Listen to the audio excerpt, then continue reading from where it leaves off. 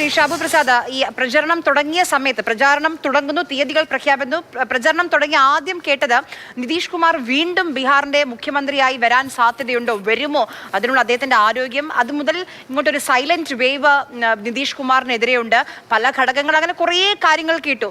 അത് കഴിഞ്ഞ് എക്സിറ്റ് പോളുകൾ വന്നു. പക്ഷേ അപ്പോഴും RJD പറഞ്ഞു എക്സിറ്റ് പോളുകൾ പോലും റിഗ്ഡ് ആണ് എന്ന്. ഇപ്പോൾ നോക്കൂ, നമ്മൾ ഈ സംസാരിക്കുന്ന സമയത്ത് 204-ൽ NDA നിൽക്കുകയാണ്. അതിൽ ഏറ്റവും വലിയ ഒറ്റകക്ഷിയായി BJP നിൽക്കുകയാണ്. ഏറ്റവും മികച്ച പ്രകടനം 91ആണ്. അതിനെയും ഒരുപക്ഷെ BJP മറികടക്കുമായിരിക്കും. ഇത്രയും പ്രതീക്ഷിച്ചിരുന്നോ ബീഹാറിൽ നിങ്ങൾ?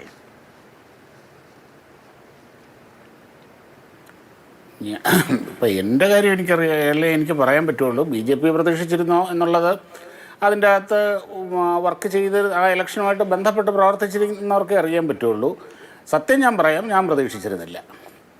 ഒരു 2/3 മെജോറിറ്റി, ഒരു 162 ആണ് 2/3 മെജോറിറ്റി, അതിലേക്കെത്താനുള്ള ഒരു സാധ്യതയുണ്ട് എന്ന് ഇന്നലത്തെ ചർച്ചകളിലും ഞാൻ സൂചിപ്പിച്ചിട്ടുണ്ടായിരുന്നു. അതിനൊരു സാധ്യതയുണ്ട്. പക്ഷേ അതല്ല.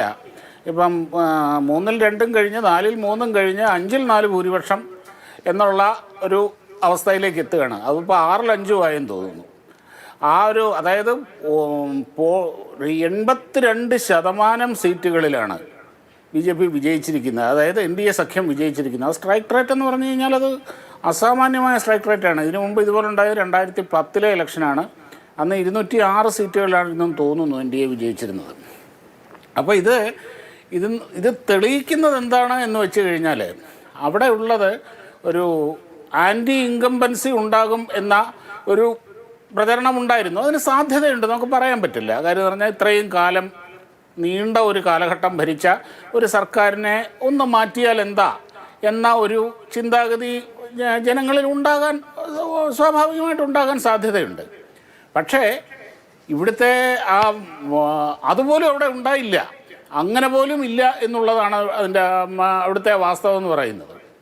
ഇപ്പം നമ്മുടെ മുമ്പിൽ കാണുന്ന റിയാലിറ്റിയാണ് ഈ പറയുന്നത്.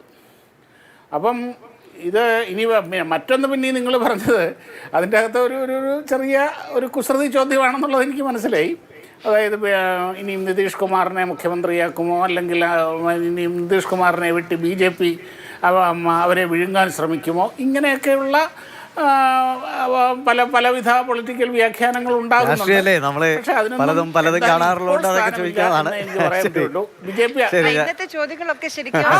തീർച്ചയായിട്ടും അതിനുള്ള സാധ്യതകളും അങ്ങനെയുള്ള സാധ്യതകളൊന്നും നമുക്ക് രാഷ്ട്രീയത്തിൽ തള്ളിക്കളയാൻ കഴിയില്ല. അതെ, തീർച്ചയായിട്ടും ടേം വ്യവസ്ഥയിലേക്ക് പോലും മുഖ്യമന്ത്രി സ്ഥാനം മാറുമെന്ന് ചർച്ചകൾ ദേശീയ തലത്തിൽ പോലും നടക്കുന്നുണ്ട്. അതുകൊണ്ട് ചോദിച്ചു എന്നേ ഉള്ളൂ. ഞാൻ താങ്കളിലേക്ക് മടങ്ങി